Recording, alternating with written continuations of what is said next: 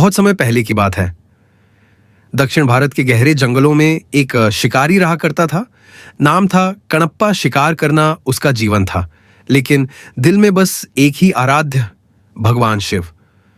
उसे वेद पुराणों का ज्ञान नहीं था, न ही विधिपूर्वक पूजा करना आता था, लेकिन उसके हृदय में शिव के लिए अगाध प्रेम और निस्वार्थ श्रद्धा थी।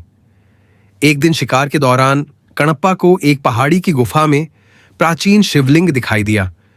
यही था श्री कलहस्तीश्वरा मंदिर, जहां वायु तत्व के रूप में शिव की उपासना होती है। उस क्षण से कणप्पा ने उसे अपना तीर्थ मान लिया। अब उसका रोज का नियम था, सुबह सूरज निकलने से पहले वह स्वर्णमुखी नदी से मुंह में जल भरकर लाता और उसे शिवलिंग पर अर्पित करता। शिकार से लौटकर जो भी मांस मिलता, उसका सबसे उत्तम भाग वो शिव को अर्पित करता। पूजा के नियमों की जानकारी नहीं थी, लेकिन भाव इतना गहरा था कि शिव स्वयं उसकी पूजा स्वीकार करते। देवता सब देखते हैं, शिव भी देख रहे थे। यह भक्ति किसी ग्रंथ की पंक्तियों से नहीं, आत्मा की गहराई से उपजी है। लेकिन क्या यह भक्ति एक विकट परीक्षा झेल सकेगी? शिव ने निर्णय लिया, अब परीक्षा होगी। एक दिन जब कणप्पा शिवलिंग के सामने नतमस्तक था, तभी मंदिर में अचानक धरती हिलने लगी। पत्थरों की छत कांपने लगी। ऐसा लगा कि मंदिर किसी भी क्षण ढह जाएगा।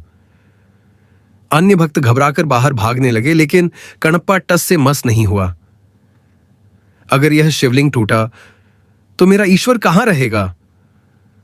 उसने पूरे शरीर से शिवलिंग को ढक लिया, जैसे कोई मां अपने बच्चे को गिरती दीवार से बचाने के लिए खुद को ढाल बना लेती है। इसी बीच उसकी नजर शिवलिंग पर पड़ी। एक आंख से खून और आंसू बह रहे थे। कणप्पा स्तब्ध रह गया। उसे यकीन हो गया कि भूकंप की चोट से शिव की आंख घायल हो गई है। बिना एक पल गंवाए उसने अपने तरकश से एक तीर निकाला और अपनी एक आंख निकालकर शिवलिंग की आंख पर रख दी। पीड़ा थी, पर भक्ति बड़ी थी। अब पहली आंख से रक्त बहना बंद हो गया, लेकिन तभी दूसरी आंख से भी रक्त और आंसू टपकने लगे।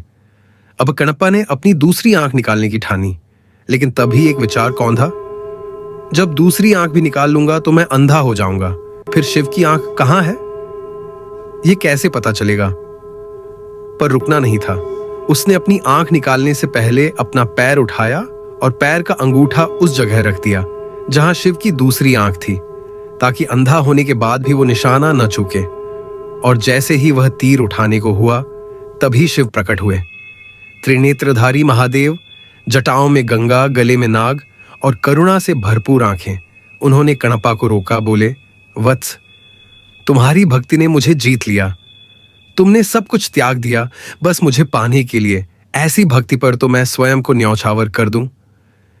शिव ने उसे गले लगाया, उसकी आंखें वापस लौटा दी और उसे कणप्पा नयनार की उपाधि दी। नयनार यानी आंखों वाला, जो अब आंखों से नहीं दिल से देखता है। यह कथा सिर्फ एक भक्त की नहीं है, यह उस भक्ति की कहानी है जो नियमों से नहीं प्रेम से जुड़ी होती है, जहां पूजा में विधि नहीं बल्कि आत्मा झुकती है। और जब ऐसी भक्ति होती है तो स्वयं भगवान प्रकट हो जाते हैं।